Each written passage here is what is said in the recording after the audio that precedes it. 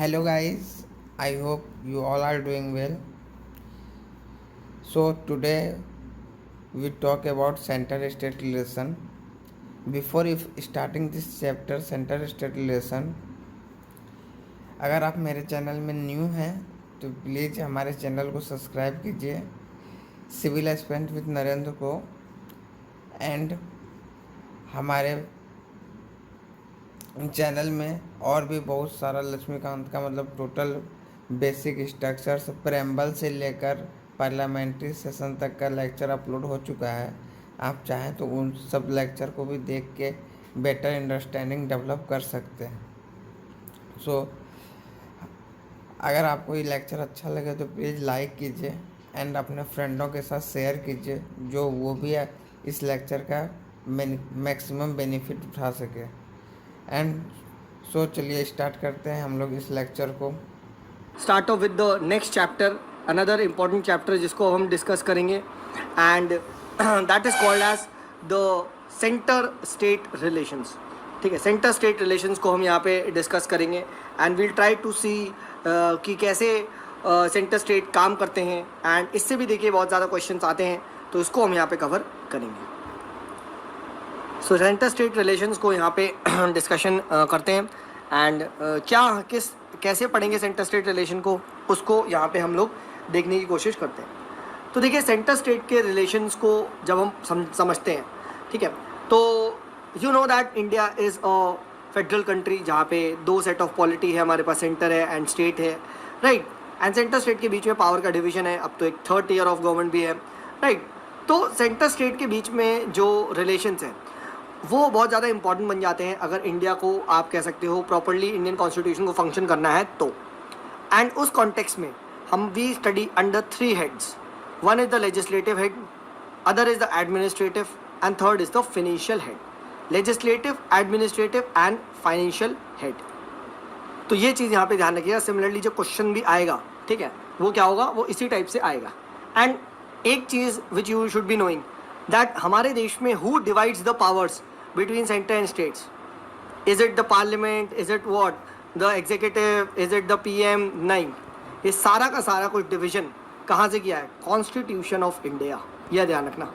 It divides the powers between the center and the states, ये ध्यान रखना। And also remember हमारे यहाँ जुडिशियल पावर डिवाइडेड नहीं है, जुडिशियल हमारे यहाँ इंटीग्रेटेड है, याद रखना। लेजिस्लेटिव पावर डिवाइडेड है, एग्जीक्यूटिव पावर डिवाइडेड है, जुडिशियल पावर्स नहीं डिवाइडेड है। That is an integrated judicial system to enforce both the central laws as well as the state laws. पहला क्वेश्चन तो यहाँ से आपका बनता है प्रीलिम में, please remember this, right.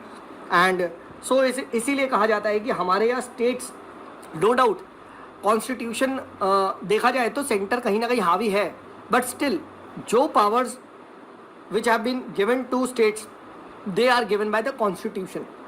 So that means in their respective fields, states are autonomous in their nature. However, it is expected that there should be maximum harmony and coordination between the center and the states. ठीक है, तो अब centre state relation को हम start करते हैं and सबसे पहला head which will be studying is the legislative relations. ठीक है, अब लेजिस्लेटिव रिलेशन में क्या है? Legislative means the process of making the law.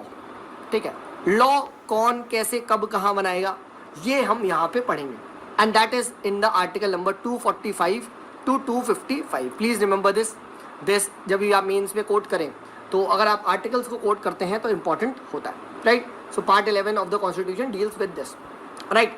And यहाँ पे we need to study about the 4 aspect of the centre state legislation, right. ये यहाँ पे ध्यान रखना, 4 एस्पेक्ट में हम यहाँ पे बात करेंगे. ठीक है, और 4 एस्पेक्ट कौन कौन से? Territorial extent of the center and the state legislation, कि भाई लॉ किस बाउंड्री तक, किसका कहाँ तक सीमित है. डिस्ट्रीब्यूशन ऑफ द सब्जेक्ट्स, किस सब्जेक्ट्स पे कौन बना सकता है. पार्लियामेंट्री लेजिस्लेशन कब स्टेट की फील्ड में हो सकता है. And fourth, centres control over the state legislation, ये कब हो सकता है, इसको हम यहाँ पे डिस्कस करेंगे, राइट. तो सबसे पहले we will be talking about the territorial extent of the center and the state legislation, right.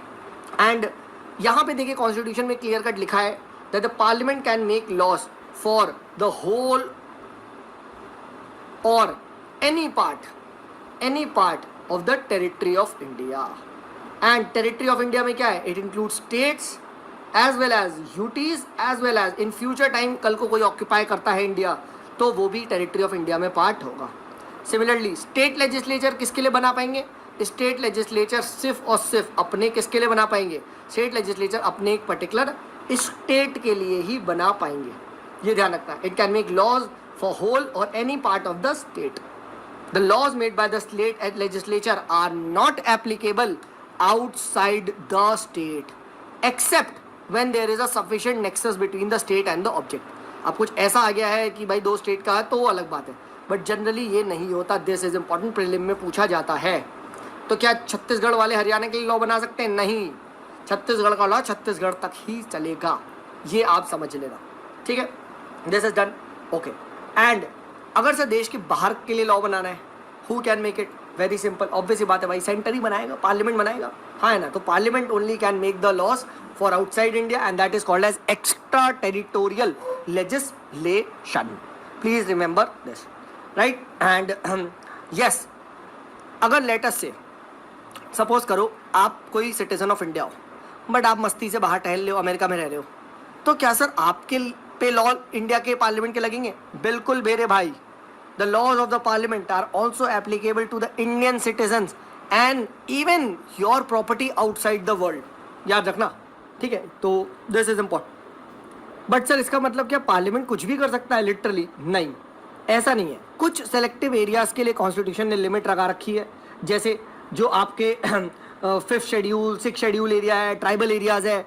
यहाँ पे क्या होता है? Governor is empowered. It can direct that any act of parliament does not apply to a scheduled area, या फिर कुछ modification के साथ है, ये ध्यान रखना. सिमिलरली गवर्नर ऑफ आसाम के पास भी ये पावर है.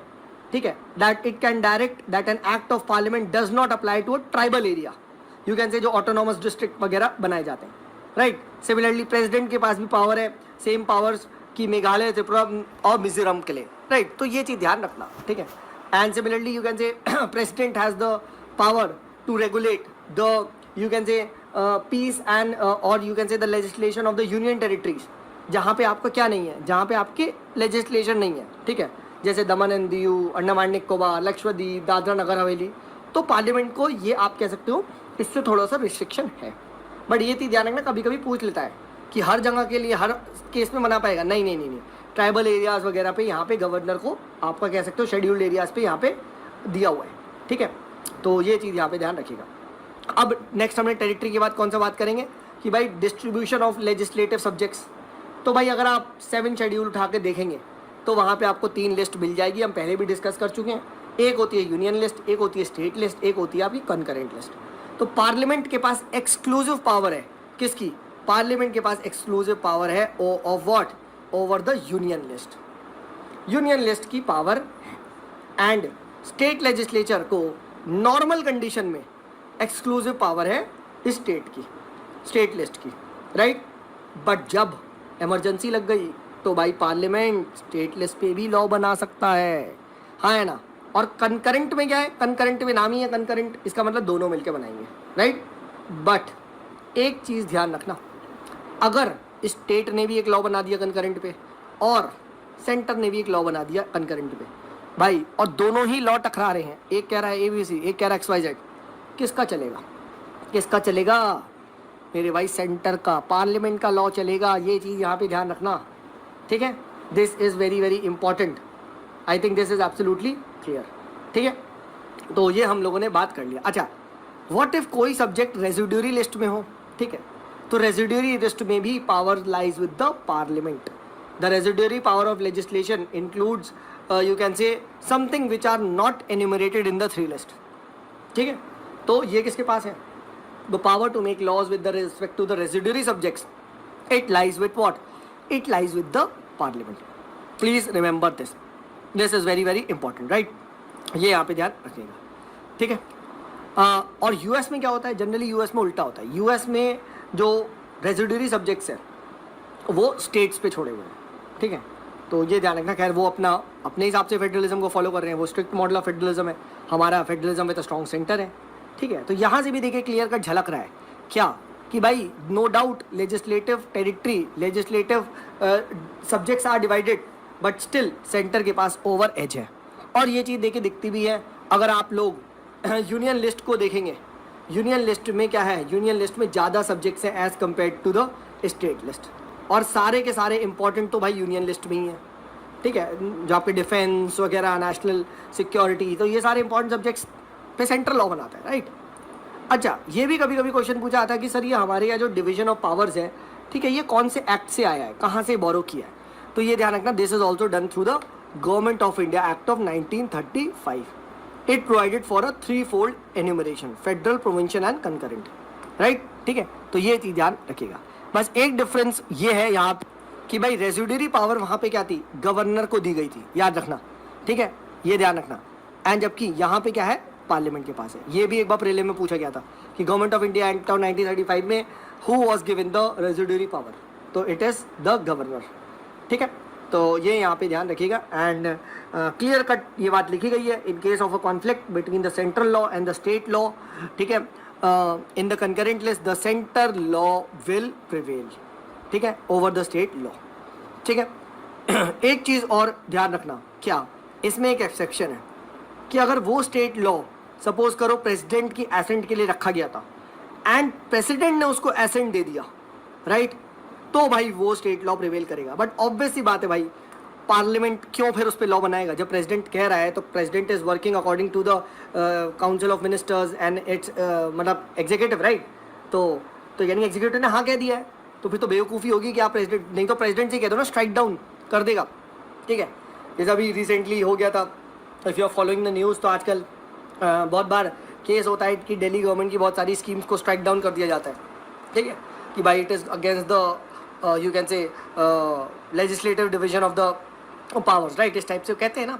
तो यही है, प्रेसिडेंट ने एसेंट अगर दे दिया, इसका मतलब प्रेसिडेंट यानी काउंसिल ऑफ मिनिस्टर्स उसके साथ है, तो भाई बेवकूफ़ी मत करो, वही लॉ चलने दो।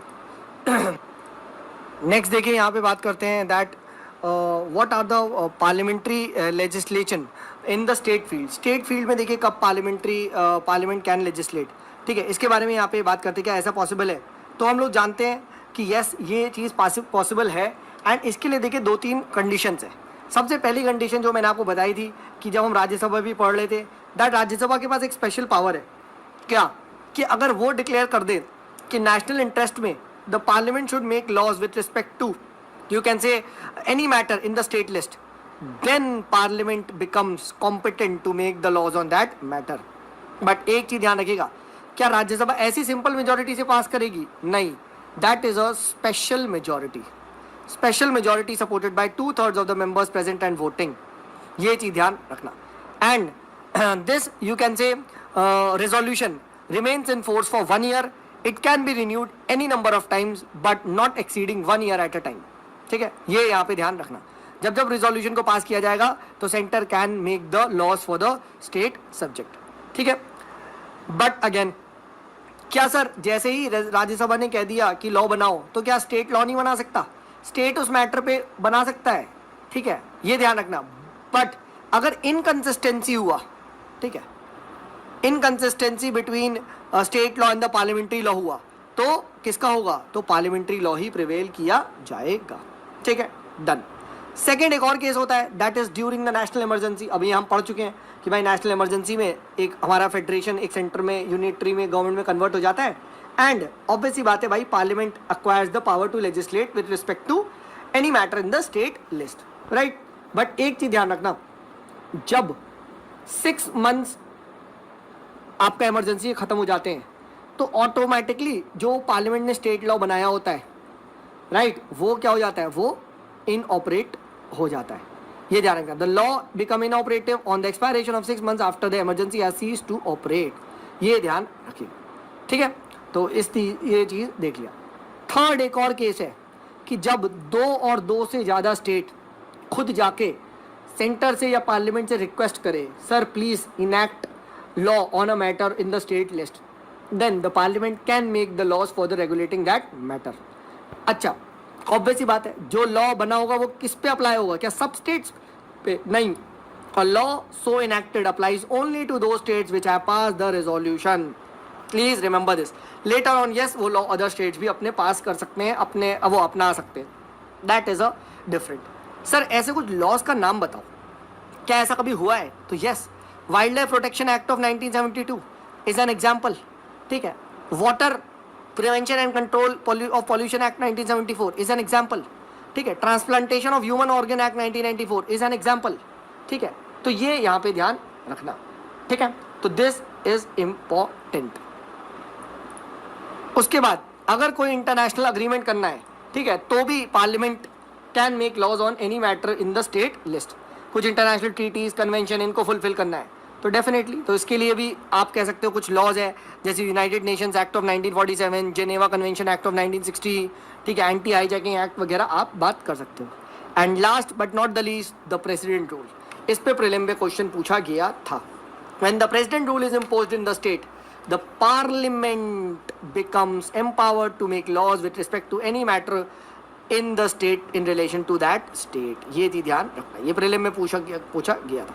ठीक है. And a law made by the parliament continues to operate even after the president rule. ये इंपॉर्टेंट है.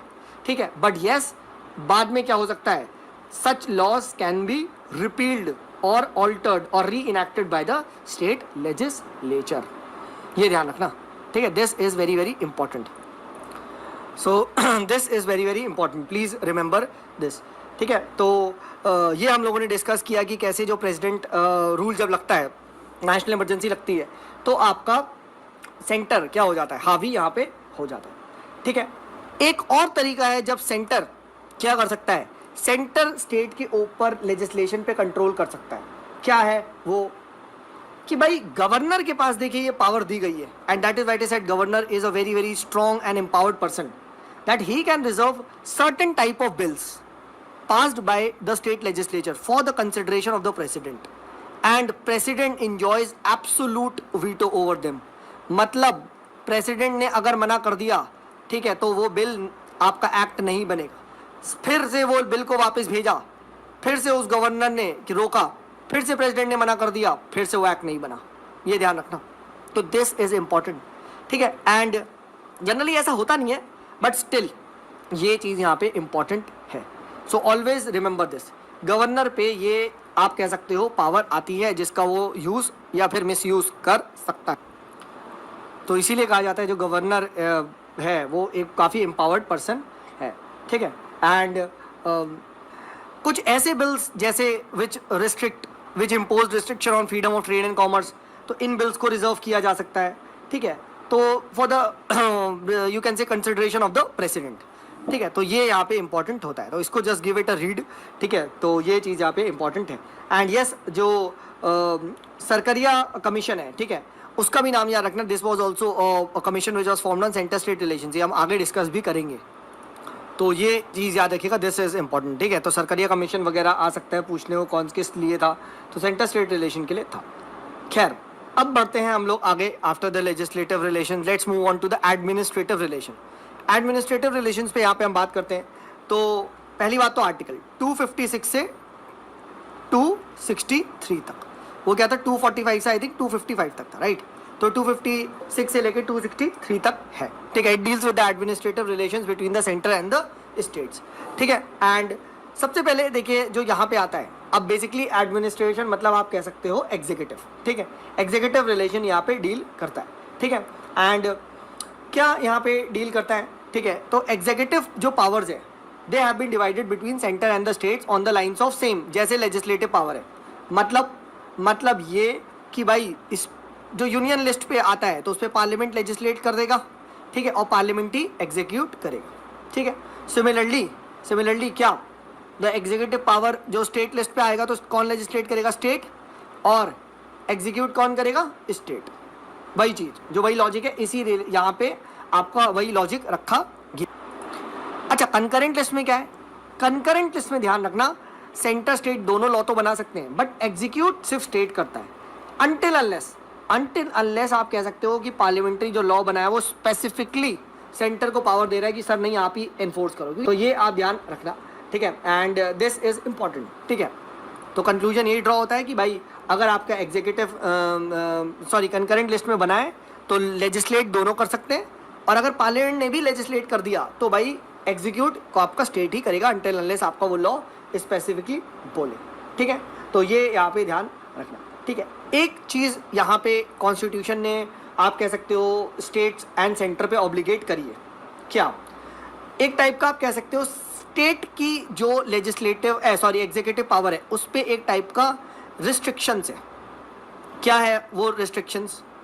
पहली बात समझो, ये क्या कि भाई आपके पास जो एग्जीक्यूटिव पावर है उसको आप बिल्कुल फ्रीली और बिल्कुल ही आप कह सकते हो बिंदास यूज़ नहीं कर सकते, इसको अनरिस्ट्रिक्ट मैनर में यूज़ नहीं कर सकते, इसको बहुत ही रिस्ट्रिक्शंस के साथ यूज़ करना है। मतलब मेरे भाई सेंटर की एग्जीक्यूशन डोमेन में नहीं जाना है और उनके साथ एक हार्मनी बना के रखनी है। That is the executive power of every state is to be exercised in such a way so as to ensure the compliance with the laws made by the parliament। ये यहाँ पे ध्यान रखना है। एंड सेकेंड, किसी भी case में you need not snatch or jump or you can say impede on the exercise of the executive power of the center in the state। ठीक है, क्योंकि देखो सेंटर किसी भी लॉ पे, सेंट्रल लॉ पे आपका एग्जीक्यूट करता है। अब सेंटर के लॉ स्टेट में भी लगेंगे, है ना, तो अब सेंटर की एग्जीक्यूटिव पावर यानी मैं कह सकता हूँ स्टेट पे भी चलेगी, बिल्कुल चलेगी भाई, है ना। अब स्टेट की भी एग्जीक्यूटिव पावर किस पे चल रही है? स्टेट पे चल रही है, और सेंटर की भी स्टेट पे चल रही है, तो भाई लड़ाई तो होगी। तो ये चीज़ नहीं है। सिमिलरली जैसे रेलवे, अब रेलवे क्या हवा में से जाती है क्या? अरे हर स्टेट से जाती है, हाँ है ना, तो बट चीज़ तो सेंटर की है। ठीक है, तो ये ध्यान रखना। बेसिकली सेंटर है क्या? सेंटर का कुछ इंडिपेंडेंट एग्जिस्टेंस है? अरे भाई स्टेट्स में ही तो सेंटर है, हाँ है ना, तो ये याद रखना। ठीक है, that states not to hamper the executive power of the centre, ये याद रखना। ठीक है, अगर ऐसा करोगे तो it is a violation of the constitutional machinery. And मेरे भाई जब कॉन्स्टिट्यूशन मशीनरी का वायोलेशन होता है, ब्रेक डाउन होता है, तो क्या होता है? प्रेसिडेंट रूल लग जाएगा। The president can dismiss the state government. Please remember this very very nicely. ठीक है, तो कुछ आर्टिकल्स यहाँ आप देख सकते हैं, जैसे 245 आर्टिकल्स कहता है about the extent of the laws made by the parliament and the legislature of the state, right, इस टाइप की बात करता है। 248 आर्टिकल बात करता है रेजिड्यूरी पावर्स की, राइट, तो ये आप जस्ट ऊपर से थोड़ा सा देख लीजिएगा। दिस इज इम्पॉर्टेंट, याद रखिएगा, प्रेसिडेंट रूल लग जाएगा अगर आपने ये बात नहीं सुनी तो। This is important. ठीक है, और इसी कंटेक्स्ट में सेकंड चीज़ जो आती है वो आती है, क्या सर सेंटर स्टेट को कुछ डायरेक्शन दे सकता है? बिल्कुल मेरे भाई, सेंटर स्टेट को डायरेक्शन भी दे सकता है। किसमें? एग्जीक्यूटिव एक्शंस में, हाँ है ना। किस पर्पस के? कि भाई construction and maintenance of communication, जो नेशनल मिलिट्री इंपॉर्टेंस के हैं उसको स्टेट सही से रखे, हाँ है ना। रेलवेज को प्रोटेक्ट करे, हाँ है ना, इस टाइप की आप कह सकते हो। Provision of educate facilities provide करें in instruction of mother tongue, ठीक है, at the primary stage of education to children belonging to the linguistic group of minorities. ठीक है, कुछ आप कह सकते हो स्पेसिफाइड स्कीम्स बनाए for the welfare of scheduled tribes in the state. तो इन सब पे स्पेसिफिक डायरेक्शन भी दिए जा सकते हैं, याद रखना। ठीक है, एंड अगर इन डायरेक्शंस को नहीं माना तो 365 के अंदर प्रेसिडेंट रूल आपके स्टेट में लग जाएगा। This is very very important. अब बात चलती है, सर सेंटर तो ऑलरेडी ऑक्यूपाइड है, क्या सर सेंटर अपनी कुछ पावर्स को डेलीगेट कर सकता है मतलब आपका स्टेट को? तो यस, दिस इज पॉसिबल।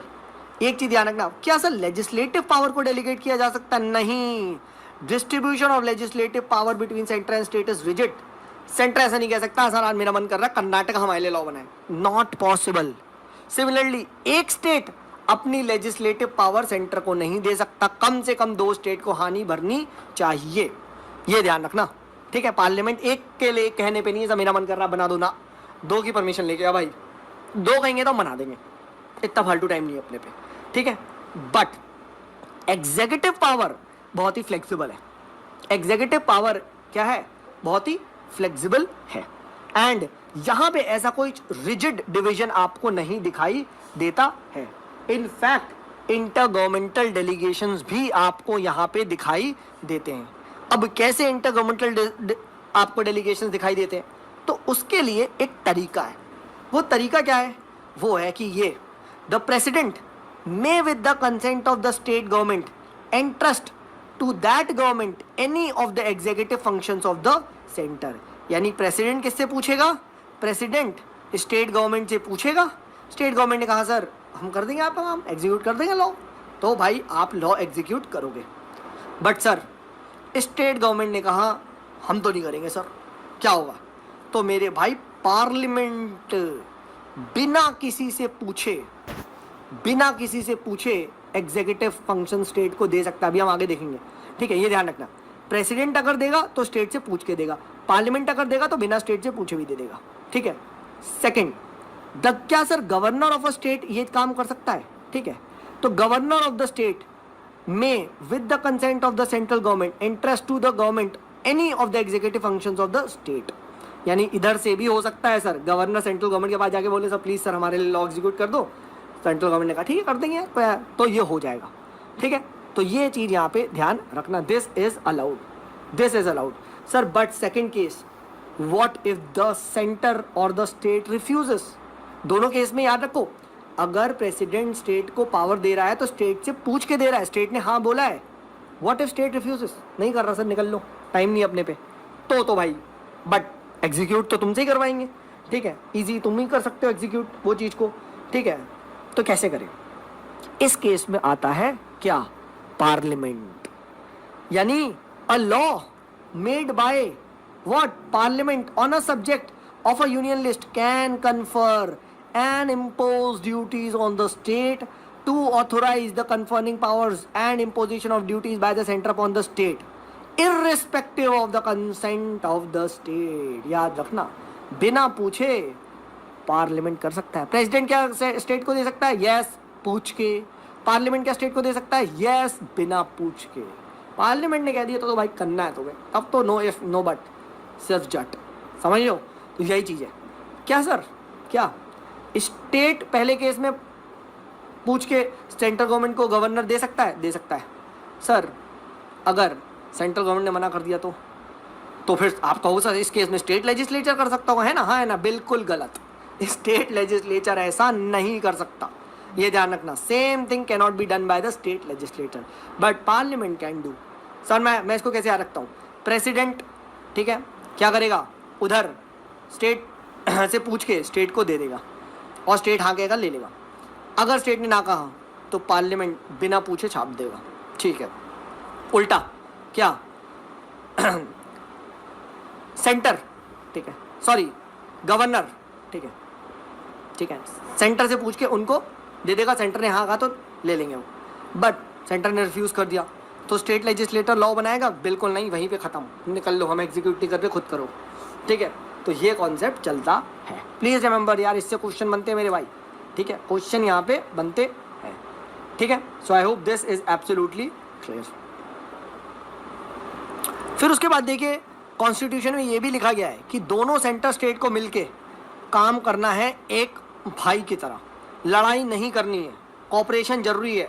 कब कब? स्पेसिफिकली जब आपका इंटर स्टेट राइवलरी हो, जैसे इंटर स्टेट वाटर डिस्प्यूट. तो इसके लिए क्या है? इसके लिए पार्लियामेंट को जिम्मेदार ठहराया गया. That the parliament can provide for the education of any dispute or complaint with respect to use of inter state river and river waters. ये ध्यान रखना. ठीक है. सिमिलरली प्रेसिडेंट से रिक्वेस्ट की गई है कि sir, dear sir, please under article 2263 एक इंटर स्टेट काउंसिल बनाओ जहाँ पे सेंटर स्टेट मिलके बातचीत करें. ठीक है. इस टाइप की बात चलती है. फिर कभी भी आप लोग एक बात याद रखना, जुडिशरी से पंगे नहीं लेंगे. इन द सेंस जो भी आप लॉ बनाओ, जो भी आप लॉ एग्जीक्यूट करो, it should be given through out the territory of India. जो पब्लिक एक्ट्स है, रिकॉर्ड्स है, उनकी आप रिस्पेक्ट करोगे. अगर किसी और ने लॉ बनाया है किसी स्टेट का, तो आप मियरली आप उसको ये नहीं कर सकते we will not follow it, क्योंकि वो आपका क्या है, देन लॉ का वायलेशन हो जाएगा, देन जुडिशरी विल एक्ट. तो जितनी भी जुडिशियल प्रोसीडिंग्स वगैरह है उसको आपको ओबे करना ही पड़ेगा। सेम चीज हाई कोर्ट का है, अगर हाई कोर्ट का कोई फैसला आया है तो सेंटर को मानना ही पड़ेगा। ये नहीं कह सकता कि भाई कर्नाटक हाई कोर्ट है हम तो नहीं मानेंगे जाओ, ऐसा नहीं हो सकता। वो एक जुडिशियल रिकॉर्ड है, वो एक जुडिशियल प्रोसीडिंग है, वो एक जुडिशियल जजमेंट है, उसको आपको मानना ही पड़ेगा, ठीक है। And yes, parliament in future can appoint an authority to carry out all the purpose of the constitutional provision relating to interstate freedom of trade, commerce वगैरह, बट ऐसी कोई अथॉरिटी अभी तक नहीं आई है। सो प्लीज रिमेंबर, ठीक है। तो इस तरीके से हम लोगों ने यहाँ पे बात कर लिया। So let's keep it down till here, and इसके बाद व्हाट वील डू इज यहीं से कंटिन्यू करेंगे।